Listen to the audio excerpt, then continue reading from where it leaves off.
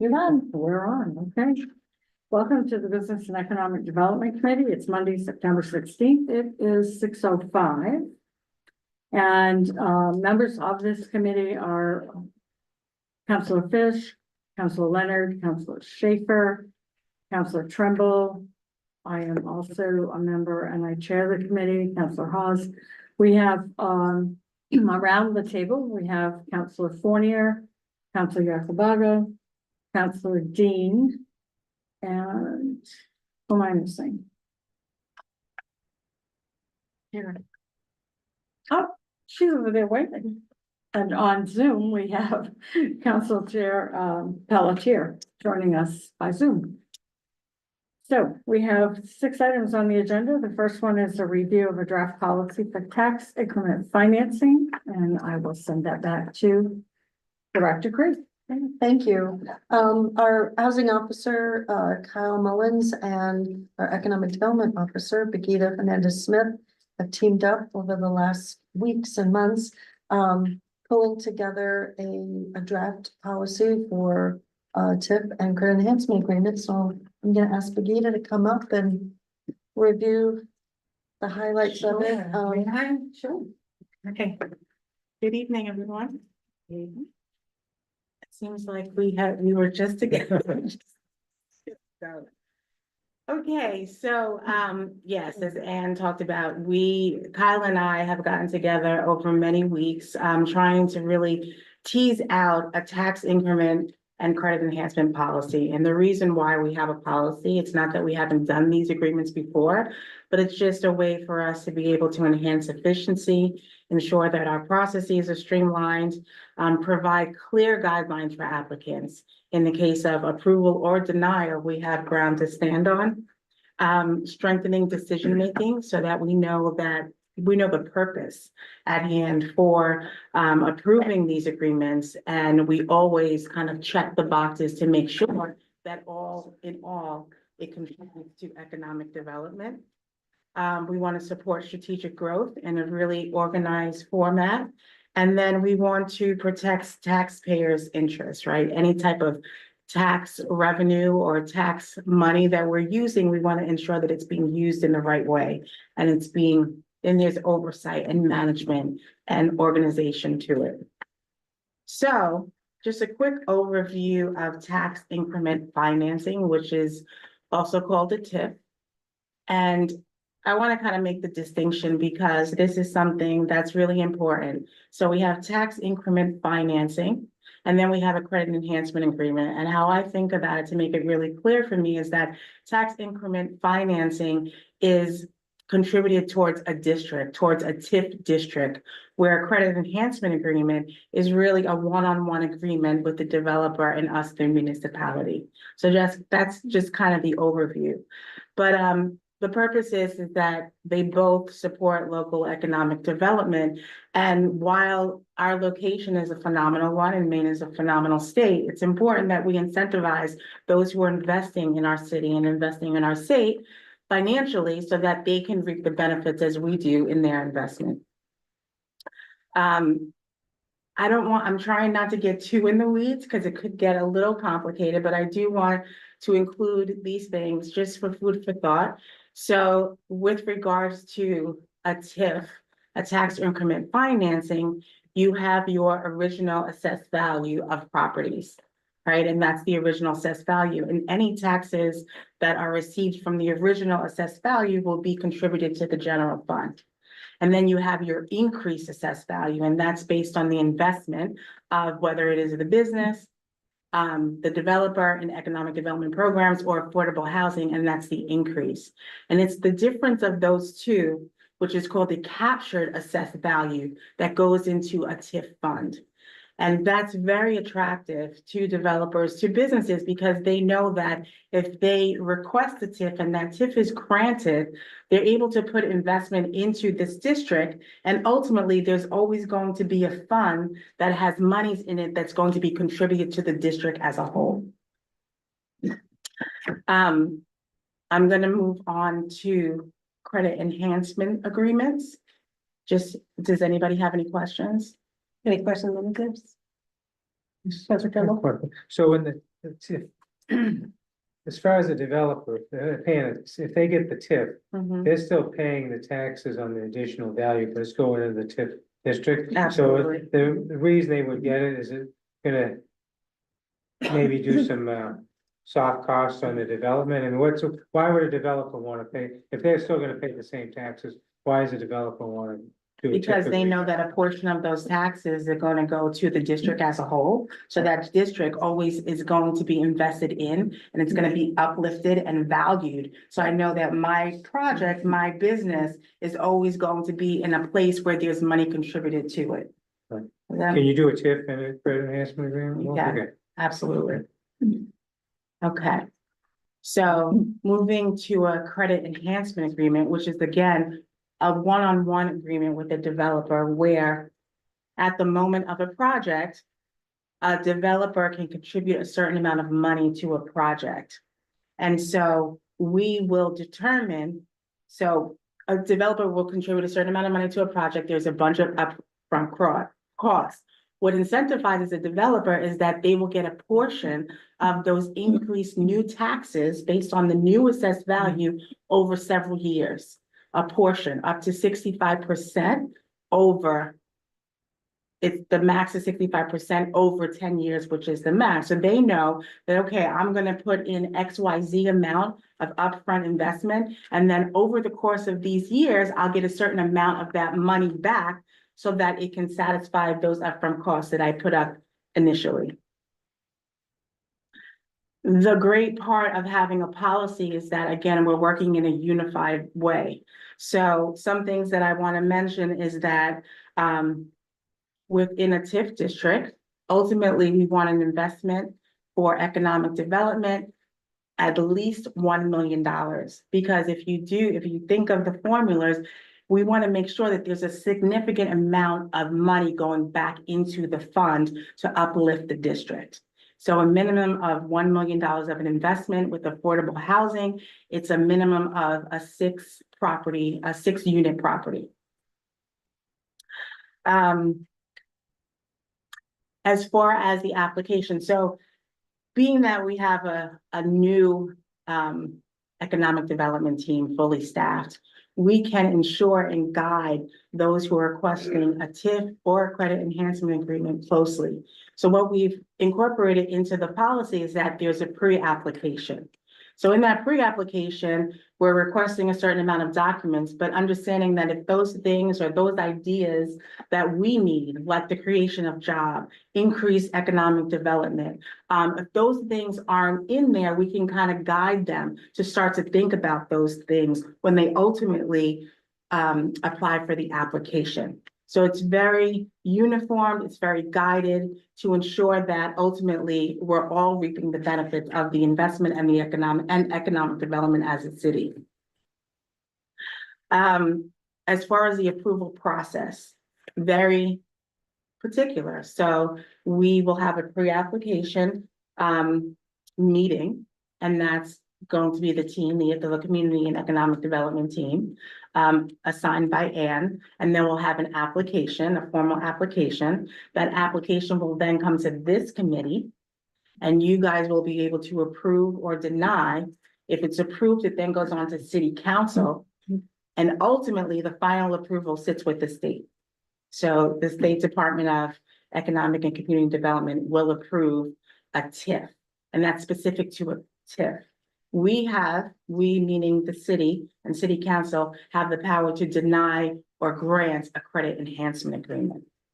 Again, 2 separate financial tools, with the focus being a district and the other focus being an entity, a developer. One needing the approval of the state, the other needing the approval of the city as a whole. Any questions? Council Fish. The $1 million minimum, how do you see that compares to the greatest need for, say, our TIF district? How many inquiries for TIF money has there been, and how many of them are $1 million or more? I'm just wondering how many people would not qualify, that might need it, that might in fact benefit that TIF district. Mhm. And. Yeah, I mean, the reason why we picked 1 million is. And Deb can do the math faster than I can, but it, because of that value add, you wanna make it worth it. Cause you as the city, it's sort of it's a win-win, but you also give up some of those tax dollars that are gonna go into that fund. So you wanna make it worth your while. And the vast majority of tax increment financing and credit enhancement have come forward have exceeded the $1 million.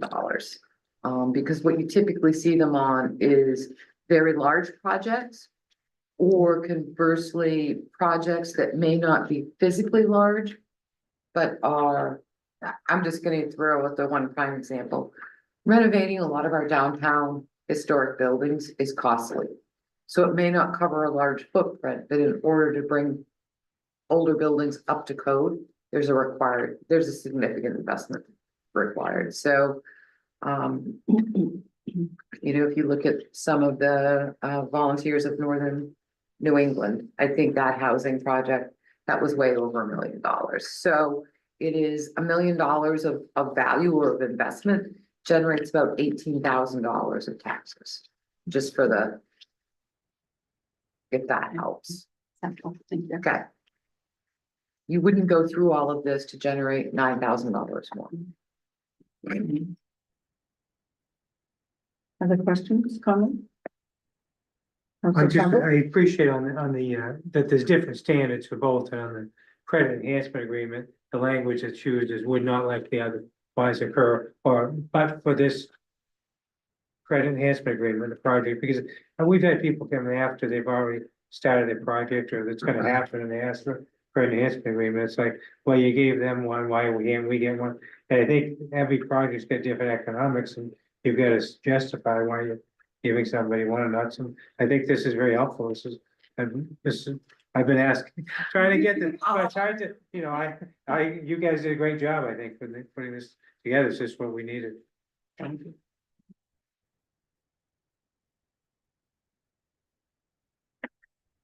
Any other comments? Great. Thank you. Thank you. Nice work. So this will be on council agenda for adoption Monday.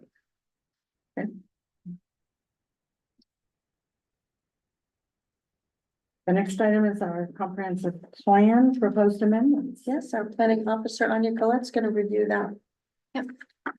So, most of the, well, pretty much all of the amendments that we're proposing are relatively minor in nature. Most of them are from the state's review of the plan that they did last year.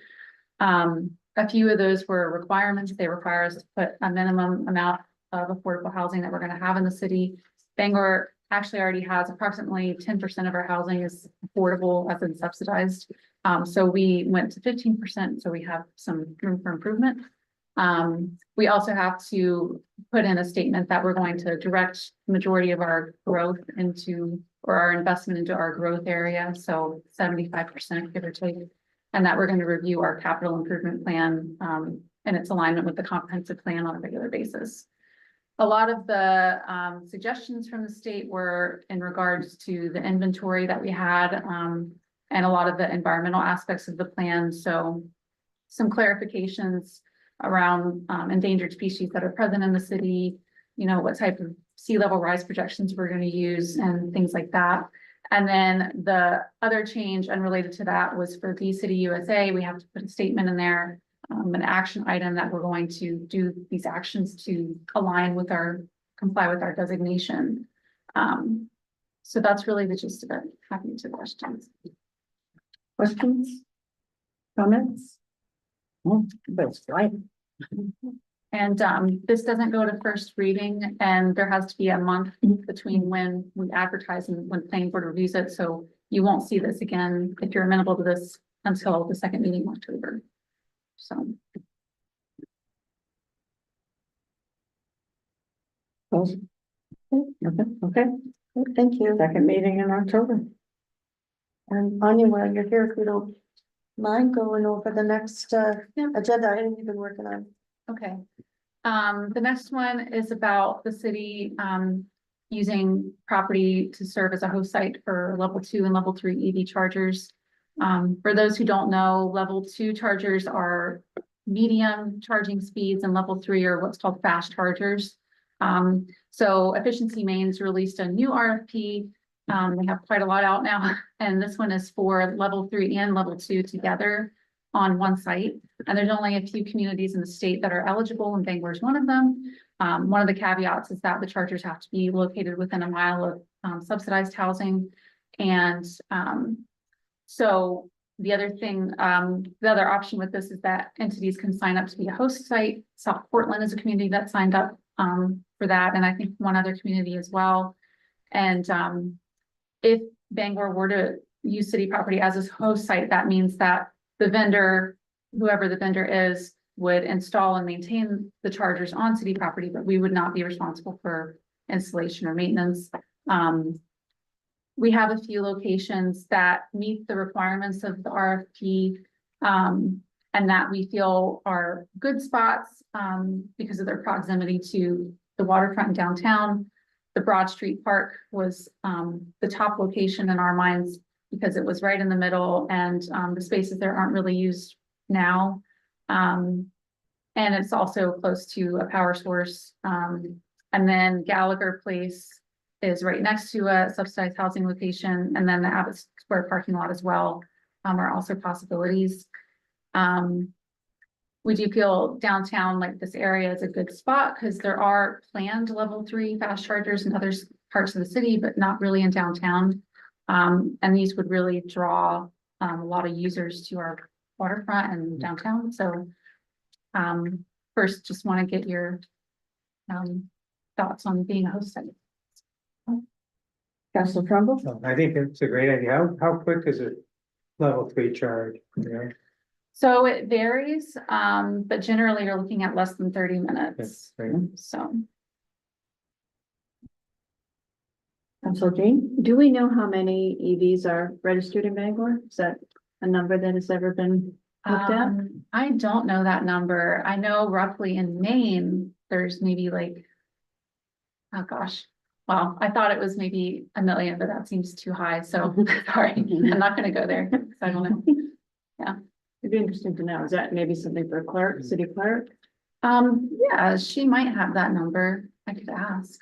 You know, where it's increasing. I think it'd be nice to know where we are, so we have something to compare it to. Yeah, I will say, that Efficiency Maine is really pushing like Bangor and some of these other locations in the state because there is a lack of chargers overall around Bangor and more the rural parts of the state. And they're really trying to fill out the corridors in the state. So I think they're focused on this area a lot. So. Any other comments on this, questions?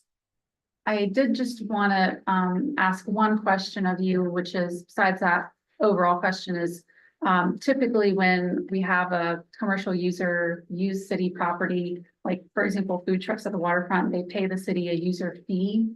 So my question to you is whether we would want to charge a vendor a user fee to operate chargers on city property. I see Doug saying yes. I would think It's fair. Okay. It's fair to do that. Council Trumbull? In if I've got an electric vehicle, I'm gonna go charge it. I'm assuming I'm gonna be subject to the same parking guideline, parking rules as somebody that's parking 10 feet over for a Yes. regular car. Yes.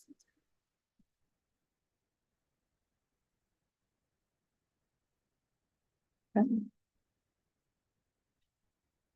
have one more item too. Yeah, We're done. keep going, thank you. Okay, and then the last one is October being National Planning Month. The American Planning Association has designated October as National Community Planning Month. The purpose being to educate the public about what planning is and how it impacts the community. And so as part of that, we've proposed a few activities for the public. The primary one being we would generate a photo survey so people can go and take pictures of where their favorite and least favorite places in the city. And then we thought, since it's close to Halloween, and it is useful from a public engagement standpoint, finding out where people like to go trick or treat. We would get all that input, and then midway through the month, we would take it and then put, the top pictures in the survey and then have people vote on them.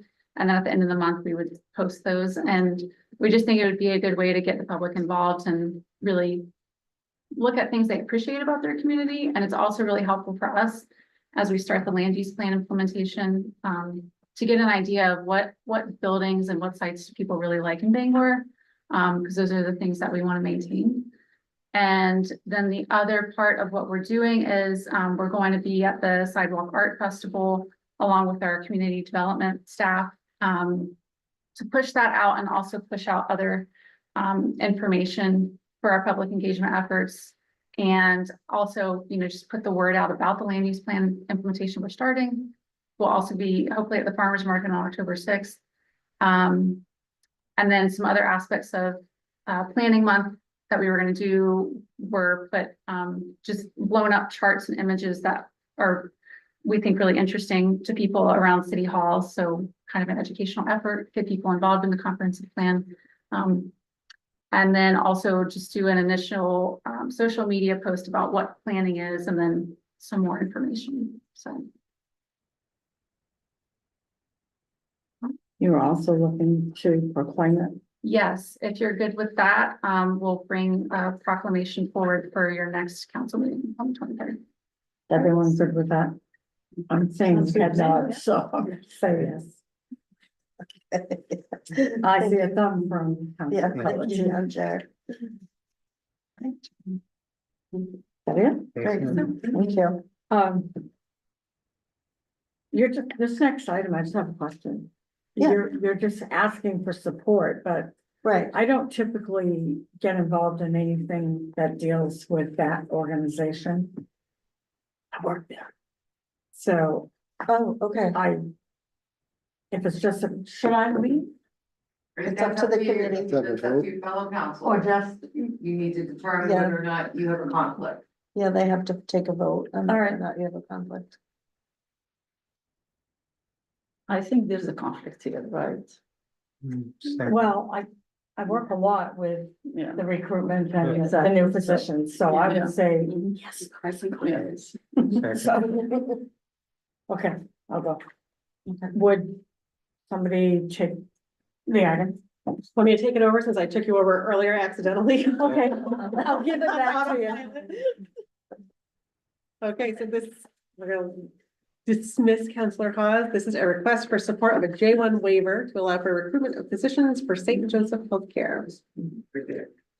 Yes, we received a request for us, for the city to support the J1 waiver, just to quickly go over that. I'm not an expert in this area, but I did do some digging down the rabbit hole of it all, and it's very complicated, but the J1 visa is used, it's mostly used for medical residency. So somebody comes and does a residency here in this country, another country, and then when they're done, they have to go back to their home country and for 2 years, and then they can come back. And so what the waiver does, it allows them to stay.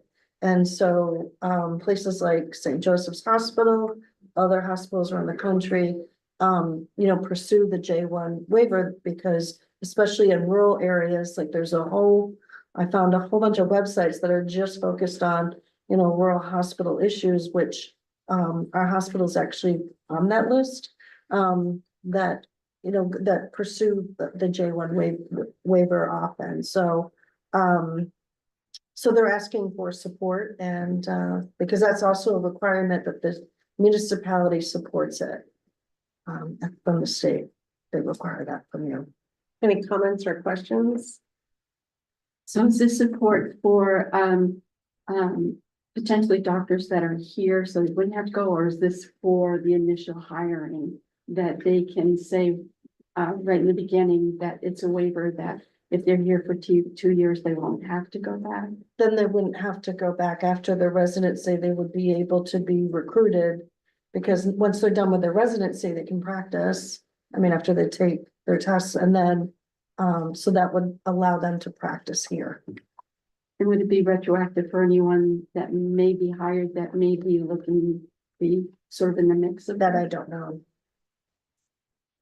So it's for recruitment, I would say, Yes, because for we don't have recruitment. medical schools here except for some medicine program. So this is for recruitment, for those who finished residency in other areas, and that's our life story anyway, so I know exactly what you're talking about. Yeah, That's how, Okay. yeah, that's how you attract professionals to the area, and Mhm. if they are happy enough, they can stay, Right. beyond the 3 years of getting their green card, so. yeah. Correct. I thought St. Joe's they already have this program. So they don't have that program? I thought they do. Anyway, I might. be Yeah. I wrong. wonder if it's a different, one like the Apogee Medical, I wonder if it's like under a different Cause operator or something. yeah, when I went to their website to figure out who they were, there's sort of a group of doctors that, kind of they assign doctors, they recruit doctors for, hospitals around the country. So, and I think and one of the services they provide is all of the paperwork for people that want to come here to work from other countries. That's one of the services they do. And so they do recruitment and sort of sponsorship, if you will. Yeah. Or if it's like a workforce agency. Yeah, it is. Yeah. I mean, I grew up in Washington County, so we pretty much only had J1 doctors and it was very common, so I'm familiar with that, but without them, I don't think we would have had any doctors in Washington County, very few, they have a couple. But, so I'm in support of this. I think if any of you have had anybody who has been looking for a position recently, Good luck. they're closed, like there's, Yeah. my friend's mom, her doctor's retiring and she cannot find a primary care physician. There's nobody open. They said maybe in 2026 at St. Joe's. So it's an absolute need in this area. So I'm in support of this. Yeah. Any other comments or questions? You need a vote, or is that all you need? Just It'd be good to have a vote. Okay. Just for the states. I would entertain a motion. So moved. Second. Moved and seconded, so that has approval. Right. And then I would, now I'm curious, so someone else has to do the executive session. Counselor. Well, it's right here. No. I would move we go into executive session 1 MRSA, section 4056C, for disposition of real property or economic development. Okay, we'll do a roll call vote. Counselor Fortier, I'm not on the committee. oh, sorry, I don't know who's on the committee. I'm not either, so. Counselor Fish, Yes. Counselor Dean, I'm not on the oh, committee. Counselor Haas. Yes. Yes. Campbell. I'm on the committee, so I'm a yes. Are you, Joe? Yes. Yes, okay, we are in executive.